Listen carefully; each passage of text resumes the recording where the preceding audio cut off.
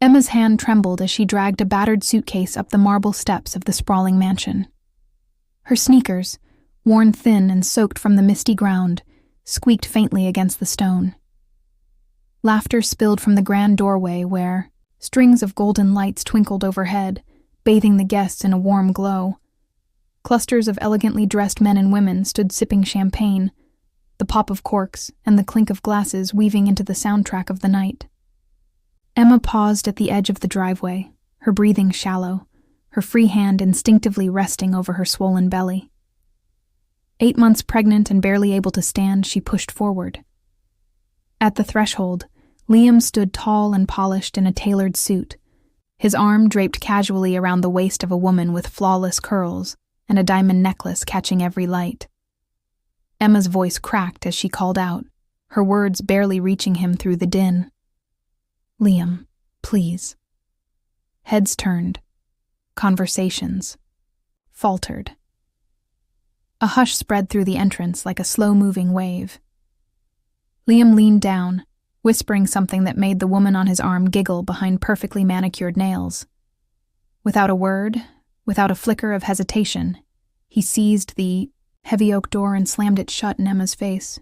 The echo thundered across the driveway. A gasp fluttered among the guests. A few exchanged uncomfortable glances, but none moved. Champagne glasses froze mid-air. Emma stood there, blinking at the door, the sound still ringing in her ears. Her grip on the suitcase loosened.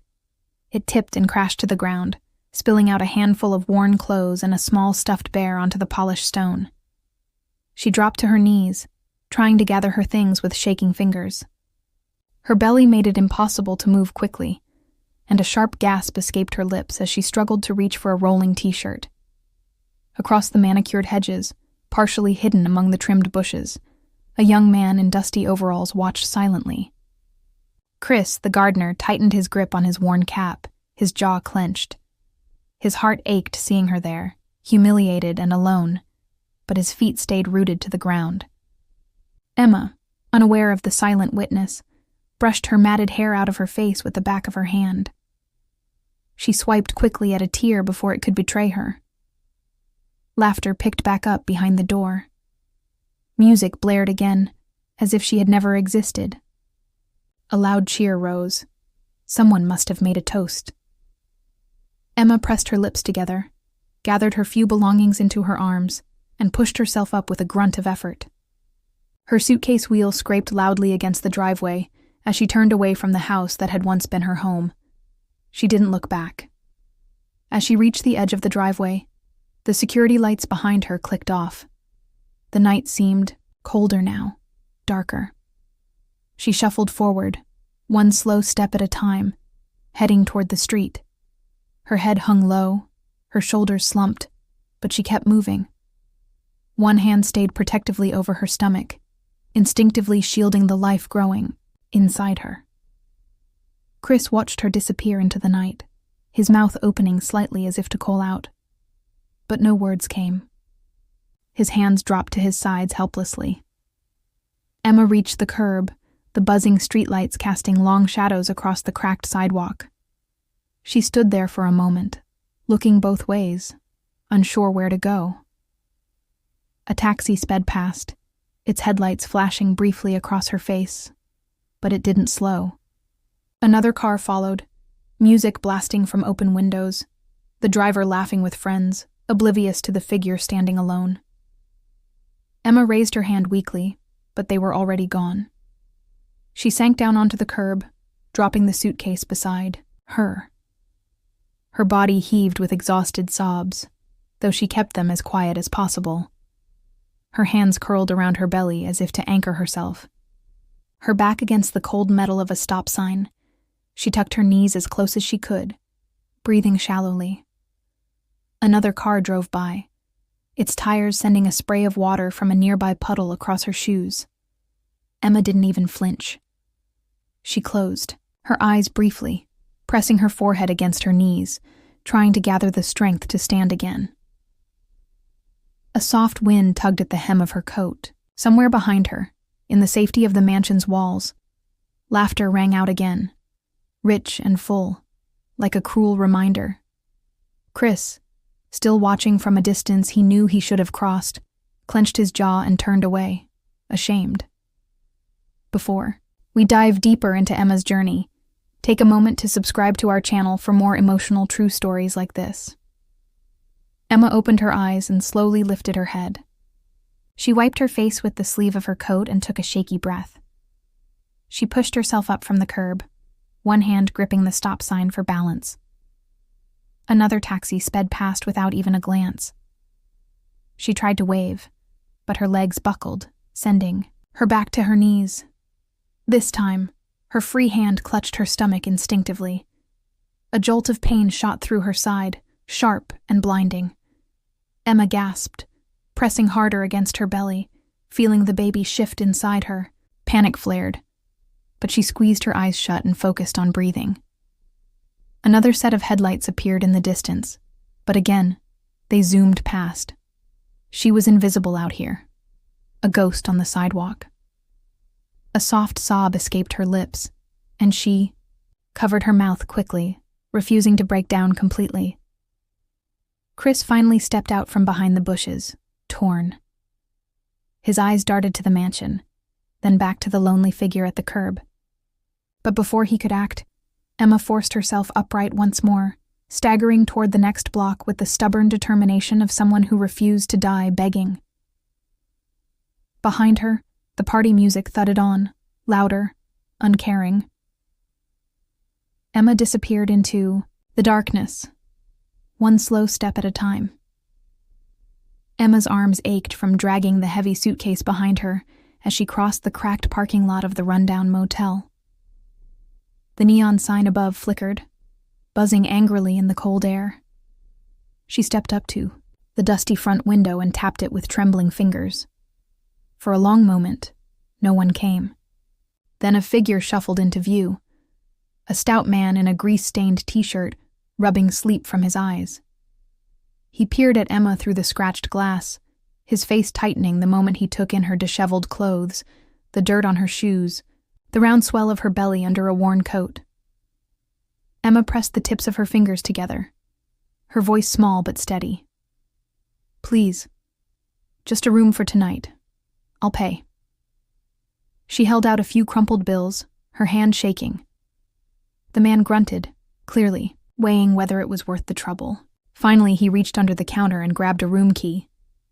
Instead of handing it over politely, he tossed it through the metal slot at the bottom of the window. It clattered to the ground. Emma bent down slowly, picking it up with careful fingers. She offered a soft, "Thank you," but the man had already turned away, disappearing into the back room. The motel room smelled of old cigarettes and cleaning chemicals. Emma dropped the suitcase inside the door and kicked it shut behind her. She sat heavily on the edge of the lumpy mattress, pressing her hands against her belly, feeling the small movements inside. Her whole body hurt. She closed her eyes, trying to gather strength, when a sharp knock jolted her upright. Dragging herself to the door, she cracked it open. A delivery guy in a cheap uniform stood there chewing gum lazily. Without a word, he tossed a thick envelope at her feet and turned on his heel, muttering under his breath, "Good luck, lady. You'll need it." Emma stared at the envelope lying on the cracked concrete. Slowly, she bent down and picked it up. Her name was scrawled across the front in cold official letters. She ripped it open with clumsy fingers, dread tightening her chest. Divorce papers. An eviction notice. A formal letter from Liam's lawyer stating she would receive no financial support and warning her that any attempt to contact him or approach the mansion would result in a police complaint for harassment.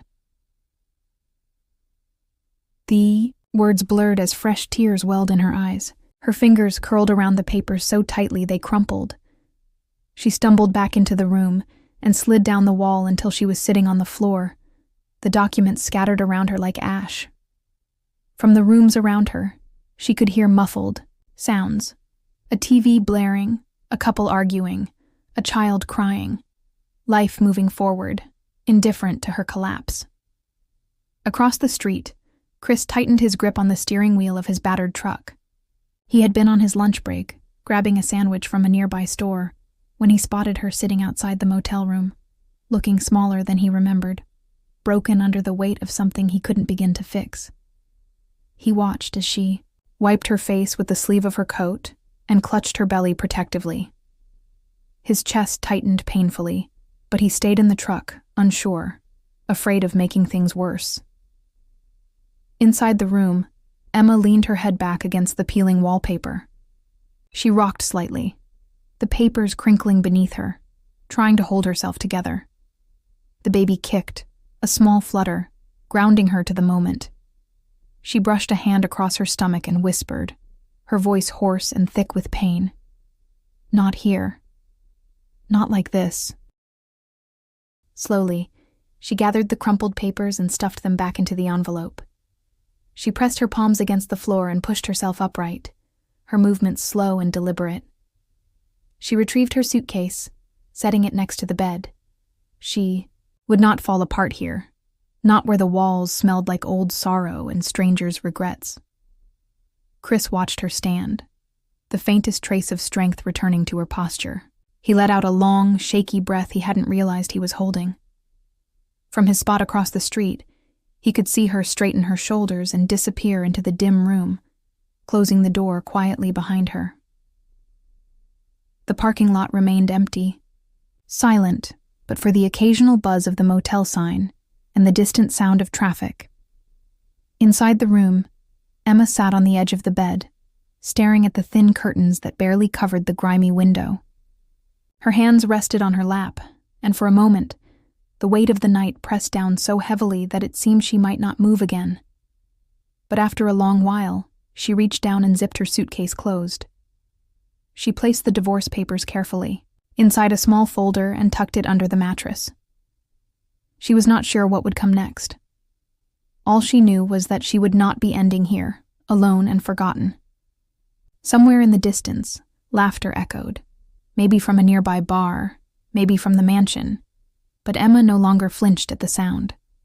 She pulled the scratchy motel blanket around her shoulders and sat still, feeling the steady, stubborn beat of life inside her, a tiny kick against her ribs that seemed to say, "Keep going."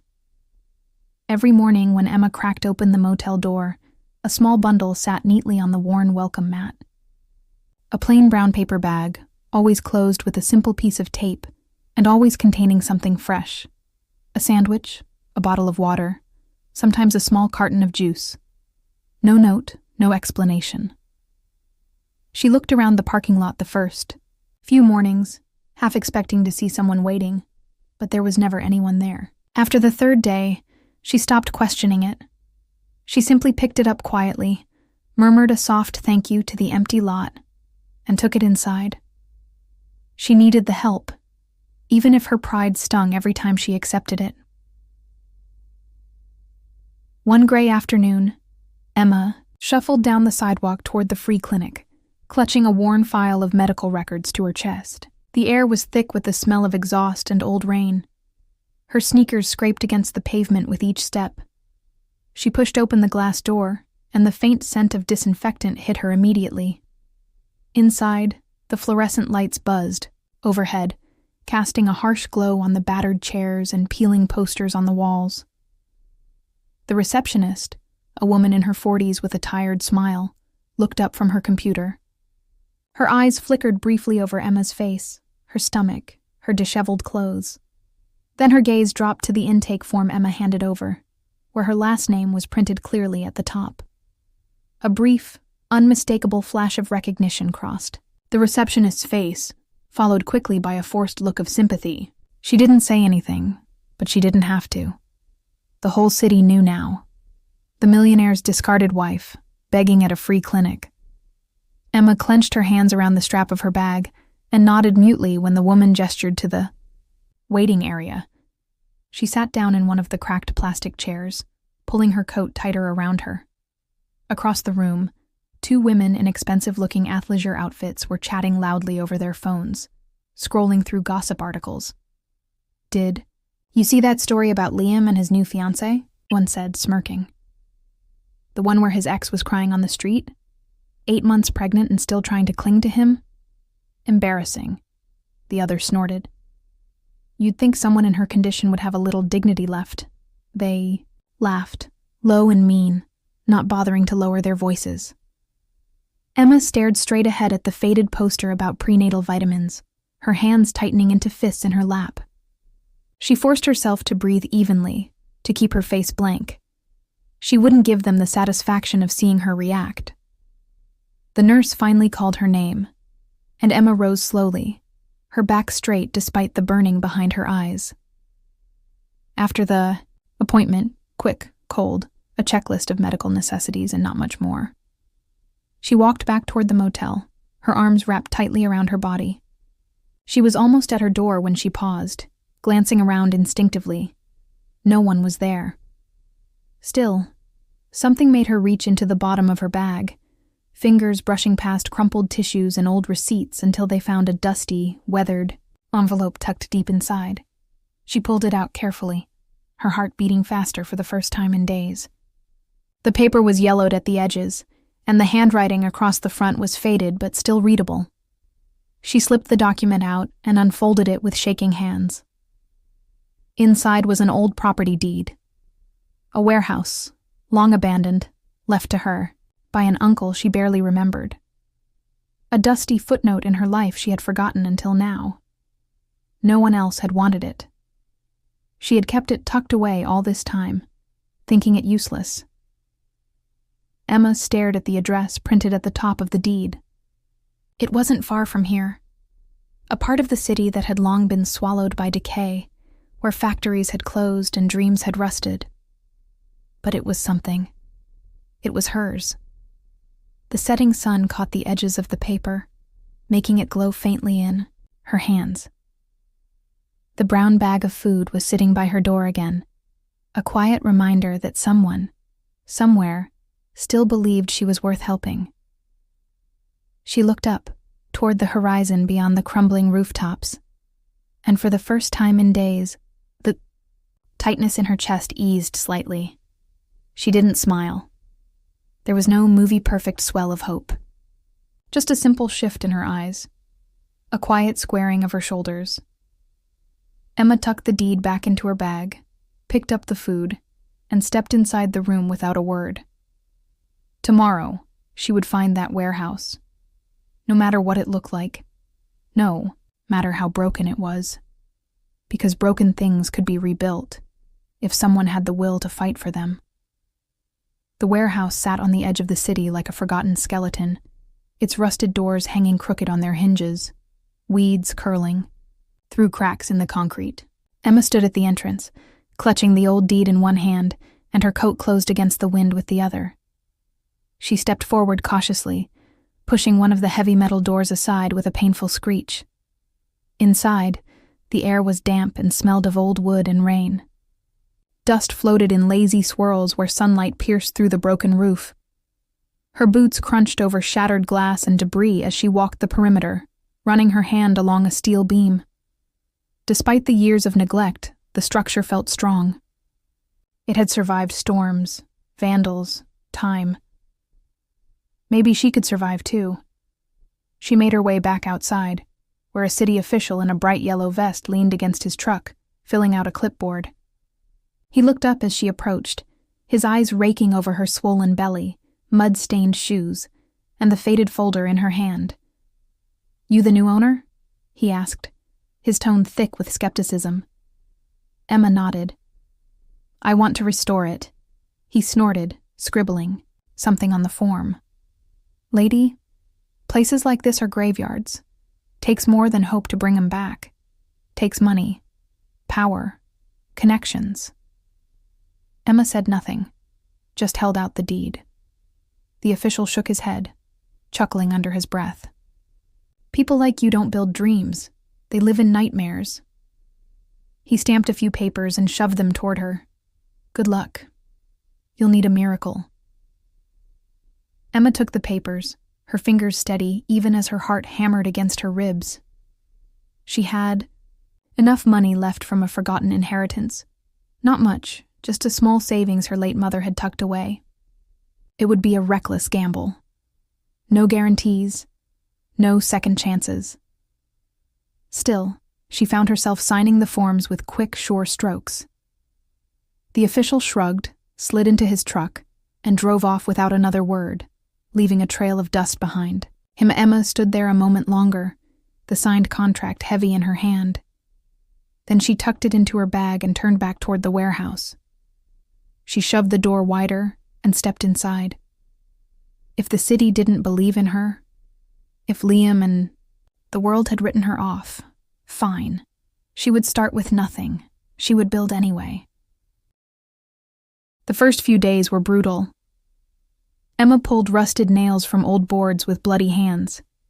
She hauled rotting wood out to the dumpster she rented, her back screaming in protest. She wore the same pair of jeans and sweatshirts, growing filthier. By the hour, strangers passed by on the sidewalk and stared openly. Some pointed. Some laughed quietly. Is that her? The millionaire's ex? She looks like she crawled out of a gutter. Emma kept her head down and worked. On the third afternoon, as she struggled to shift a heavy beam blocking the back doorway, her strength finally gave out. The beam refused to budge, and she stumbled backward, scraping her palms against the concrete. She sat there for a moment, panting, trying to will herself not to cry. A shadow fell across her. She looked up and found Chris standing there, his truck parked awkwardly at the curb. He didn't say anything, just dropped his toolbox on the ground and crouched beside the beam. Without asking, without any speeches, he grabbed the far end and nodded. Together, they lifted it. It took every ounce of strength she had left, but side by side, they moved the beam out into the yard. Emma leaned against the doorway, gasping. Chris opened his toolbox and silently began fixing the broken frame. Their conversations were brief, mostly practical. "Hand me that," he would say. "Watch your fingers," she would warn. But in the quiet, hours between hammering and hauling, they shared small things. Chris told her about his mother, who used to run a small diner before it closed. Emma mentioned how she once dreamed of opening a children's bookstore. Nothing deep, just enough to fill the silence, enough to remind each other they weren't alone in the world. Day after day they worked. Sweat soaked their clothes, dust caked their faces. Emma learned how to replace broken panels, how to sand rust from metal. Chris taught her how to patch up the roof with salvaged sheets. Some nights, Emma fell asleep on a cot in the corner of the warehouse, too exhausted to make it back to the motel. More people noticed her now, but not with kindness. Passing cars slowed to stare. Some teenagers laughed openly, recording her. "On their phones! Look at her!" one boy shouted from the sidewalk. "The mighty Mrs. Millionaire, fixing up trash!" Emma paused only once, her hammer resting lightly against her thigh. She could feel the weight of their laughter pressing down on her. Could almost hear Liam's voice in her head, mocking. But she didn't break. She lifted the hammer again and drove the next nail deep into the frame. Chris watched her quietly from the roof, admiration hidden behind his usual silence. One evening, as the sun dipped low over the city, painting the cracked buildings in shades of gold and burnt orange, Emma stood in the middle of the warehouse.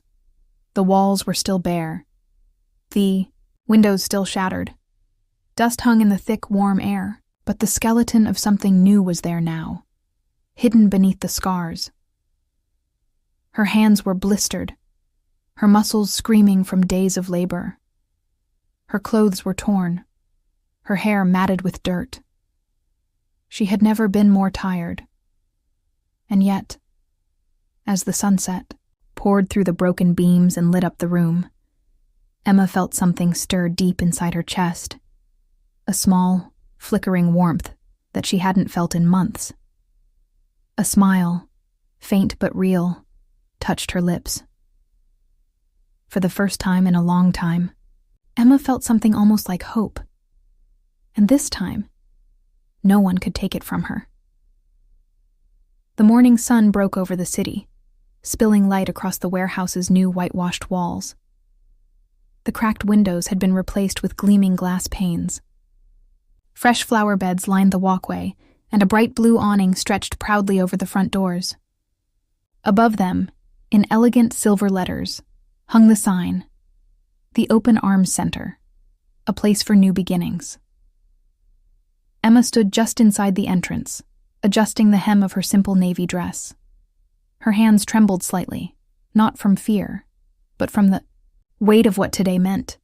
Months of backbreaking work, nights spent scrubbing floors until her fingers bled, days surviving on determination and canned soup. It had all led here. Outside, cars pulled into the lot. Cameramen set up tripods. Reporters checked their microphones. Neighbors who had once whispered behind her back now gathered curiously, drawn by the buzz of something new, something different rising from the ruins.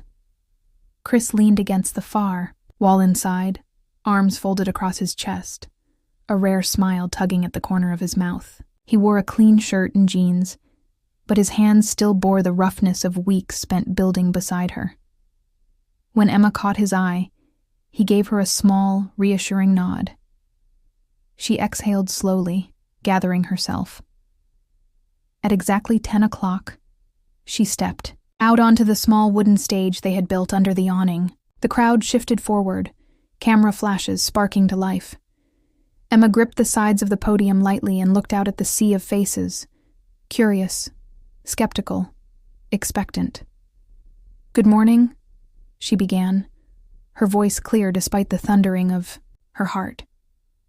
"My name is Emma Carter. This building, this place, was once forgotten. Just like so many women who find themselves lost and alone, especially during the hardest times of their lives." She paused, letting her words settle into the crowd. "I know what it's like to stand at the edge of nowhere," she continued. "I know what it means to feel like you have no home, no voice, no dignity left. This center is for women who deserve better. It's for the fighters.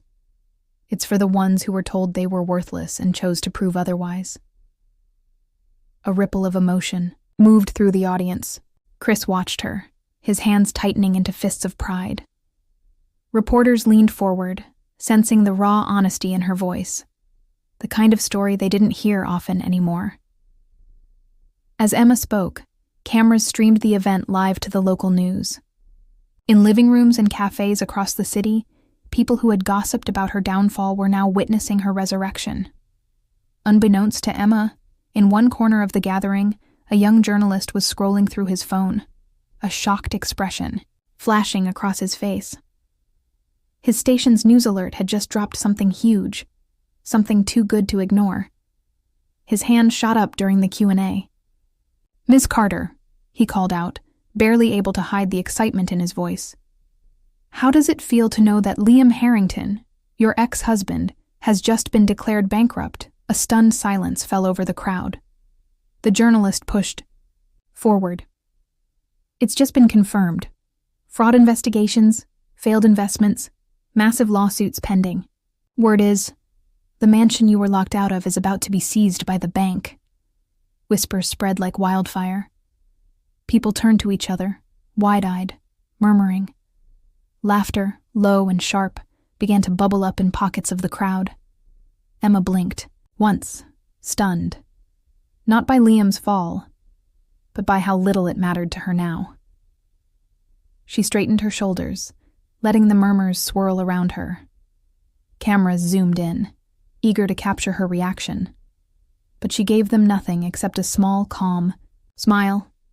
"I came here today to talk about beginnings," she said, her voice steady, "not about endings." The crowd erupted into applause, louder and warmer than before. Chris grinned from where he stood, clapping along with the others, pride shining openly in his eyes now. The laughter grew bolder outside the crowd, not at Emma, but at the thought of the millionaire who had traded a fighter for a fraud. Somewhere in the distance, someone whistled low and said loud enough for others to hear, "Guess money doesn't buy everything after all." Emma stood tall at the center of it all, spotlighted by fate, her hair catching the sunlight like a halo. She wasn't just surviving anymore. She was leading, building, inspiring. And the city, the same one that once turned its back on her, now, watched her with something very close to awe. As the news vans packed up and the guests filed inside for the tour, Emma remained on the stage for a moment longer, soaking in the moment. It wasn't about revenge. It wasn't about Liam's collapse or the whispers that now followed him instead of her. It was about standing here, in the open air, with her child safe inside her heart steady, and her dignity blazing brighter than it ever had before. Chris approached quietly, waiting until the last camera had swung away. He handed her a bottle of water without a word, the same way he'd once left food at her motel door without leaving his name. She smiled at him, a real smile, and he smiled back. Two people who understood what it meant to rebuild something out of nothing. Emma stepped down from the stage, surrounded by people now eager to shake her hand, congratulate her, take pictures beside her new center. But she didn't rush. She didn't chase their approval. She walked slowly through the crowd, each step steady, grounded. The cameras still followed her. The headlines would tell the story tomorrow. But the real victory, the one no one could see, was already written, deep inside her bones. The grand ballroom glittered under chandeliers, every table set with fine silverware and crystal glasses. Banners bearing the name Open Arms Center hung proudly from the walls. The fundraiser had drawn everyone, city council members, business owners, reporters, faces that once wouldn't have crossed the street to offer Emma a hand. Tonight, they were here because of her. Not out of pity, not out of scandal, but respect. Emma moved through the crowd in a simple black dress, her hair pinned up loosely, her hand resting lightly on her now small post-pregnancy figure. Soft conversations, laughter, clinking glasses, the music of a night built on hope and second chances. Chris hovered nearby, blending into the crowd as he always did, never drawing attention, but always watching, always ready. The speeches had just begun when a murmur rippled through the guests near the entrance. Heads turned. Emma glanced up and saw them, Liam and his mistress, both looking strangely out of place in the dazzling room. His expensive suit hung awkwardly on his thinner frame. Her designer dress couldn't hide the panic in her darting eyes. They approached. The reception table, fumbling for their invitation, but there was none. The security guard stationed by the doors stepped forward immediately. Liam argued first, a low, urgent tone, trying to keep the exchange private. When that didn't work, his voice rose, sharp and desperate. "We're here to make a donation," he barked. "We're old friends of Emma Carter." The crowd turned openly now. Guests whispered behind their programs. Some pulled out their phones. The head of security, a broad-shouldered man with a thick earpiece, shook his head. "Sir, you're not on the list. You're not welcome here." Liam's face reddened. He tried to push past, but two guards stepped into his path, blocking him. The mistress clutched his arm, her nails digging into his sleeve. "Please," she hissed under her breath. "People are watching." Photographers near the stage, sensing a moment, lifted their cameras. Flashbulbs popped. Emma stood still, her champagne, glass suspended lightly in her fingers. She felt Chris step up beside her, his quiet presence grounding her. His expression didn't change, but his eyes flickered with satisfaction as he watched the scene unfold. The guards pushed Liam and his mistress back toward the door, firm but polite. Liam stumbled slightly, recovering with a clumsy shrug meant to look casual. He muttered something about leaving by choice, but no one believed it. The same high society faces who once snickered when Emma was humiliated now turned their backs on Liam. Conversations resumed. Guests laughed and sipped their wine as if he didn't exist. Emma didn't gloat. She didn't smirk or look away in triumph. She simply watched, standing tall, a quiet dignity radiating from her like a shield. Chris leaned in slightly and said under his breath, "Guess they don't recognize real value until it's too late." Emma smiled faintly, but kept her eyes on Liam as the guards escorted him and the mistress out the front doors. The heavy entrance slammed behind them with a satisfying finality. The master of ceremonies tapped the microphone, calling everyone's attention back to the stage. And now, he announced, his voice warm and proud, it's my honor to present the Community Leadership Award to a woman whose strength, resilience, and compassion have inspired an entire city. Emma Carter. The applause began before he finished. Her name. Emma blinked, momentarily overwhelmed as the guests rose to their feet, clapping loudly. Some cheered, a few whistled. The sound grew, filling the grand room with a thunderous wave of respect and admiration. She made her way to the stage slowly, the weight of the moment pressing sweetly against her chest. Chris stepped back, his arms crossed loosely, watching her ascend with a quiet pride only she would notice. The plaque gleamed under the stage lights as it was handed to her. Emma took it with both hands, feeling its weight, not heavy like burdens past, but solid, earned. She stood behind the podium, the applause still rolling through the room like a living thing. She waited until it softened before speaking. I came here tonight, she said, her voice strong and clear. Not because I wanted recognition. I came because I wanted to remind anyone who's ever felt discarded, abandoned, or broken that their story isn't over.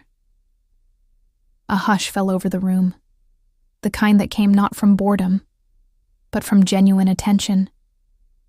Emma let the silence breathe before continuing. Sometimes, she said, the world slams a door so hard you think you'll never get back up. But it's not the doors that matter. It's what you build after. The standing ovation resumed, louder, more emotional. Chris clapped slowly, his smile real and proud. Emma held the award close for a moment, letting the applause wash over her not as validation, but as closure. She stepped down from the stage, moving back through the crowd. Hands reached out to shake hers. Voices called her name. Reporters rushed forward with questions. But Emma didn't rush. She walked slowly, steadily, through the world that had once shut her out, and now could not stop celebrating her return. The spring sun bathed the city streets in a soft golden light as Emma stepped out of her car, adjusting the strap of her leather bag across her shoulder. The building in front of her shimmered with fresh glass windows and bright murals, children's laughter floating through the open doorways. It was her newest property, a transitional home for young mothers without family support. The fourth center she had opened in less than a year. The city had taken notice. One morning over coffee, she had nearly dropped her cup when the morning news anchor called her the unbreakable heart of the city. The title had stuck, whispered by those who once couldn't even meet her gaze. Inside the center, volunteers bustled around setting up for the afternoon open house. Emma moved through the busy hallways with calm efficiency, checking details, offering soft encouragement to nervous workers. She paused when Chris, carrying a box of donated books, caught sight of her near the lobby. Without needing to say anything, he shifted the box to one arm and reached to open a heavy door for her. Their eyes met briefly. He gave her a small, familiar smile. Warm, steady, proud. Emma returned it, her hand brushing the door lightly as she passed through. No words were needed between them anymore. No grand gestures. Just the quiet understanding built through sweat, broken dreams, and stubborn hope. Outside, a line had already formed, not of desperate women or curious strangers, but of well-dressed guests, some of whom Emma recognized from that long-ago night at the mansion. The same faces that had watched her fall now waited patiently, holding donation checks, hoping for a photo, eager to be seen supporting the woman they once overlooked. Emma didn't slow down for them. She moved through the center, greeting the mothers and volunteers who truly mattered. She posed for photos with the newborns cradled against their mothers' chests, laughing gently when a tiny fist clutched at her necklace. This was the life she had rebuilt, not built on vengeance, not built on pride, but on purpose. Later that evening, when the event was winding down and the city skyline burned orange with sunset, Emma asked Chris for one small favor, without questions. He drove her across town, through streets both familiar and strange, until they pulled up to the hill where it all began. The mansion stood dark and silent now, its once glittering facade faded. Weeds climbed over the stone walls. The front gates sagged open on rusted hinges. A large auctioned sign leaned crookedly against the dead grass. Emma stepped out of the truck, her heels crunching softly on the gravel. She stood at the edge of the property, hands in the pockets of her coat, simply looking. For a moment, memories whispered through the empty windows, the slamming door, the cruel laughter, the crushing loneliness. She felt the old pain stir, but it no longer had sharp edges. It was dulled, distant, like a scar that no longer hurt when touched. Chris stayed by the truck, giving her space. Emma didn't walk up to the house. She didn't step onto the grounds or peer through the broken windows. She simply stood there, breathing in the cool evening air, letting it wash away whatever tiny remnants of sorrow might have remained. Then she turned her back to it all, to the house, to the memories, to the life that had once told her she wasn't enough, and walked away without a single glance behind her. They slammed the door when she needed a home, so she built a world where no woman would ever be left outside again. As she climbed back into the truck, Chris started the engine and glanced at her. "Ready?" he asked. Emma nodded. More than ever, the truck rumbled down the hill, leaving the old mansion shrinking in the distance, swallowed by shadows and time. Ahead, the city stretched out bright and alive, the heartbeat of a life she had claimed with her own hands. If Emma's journey touched your heart, don't forget to subscribe for more real and powerful stories of resilience.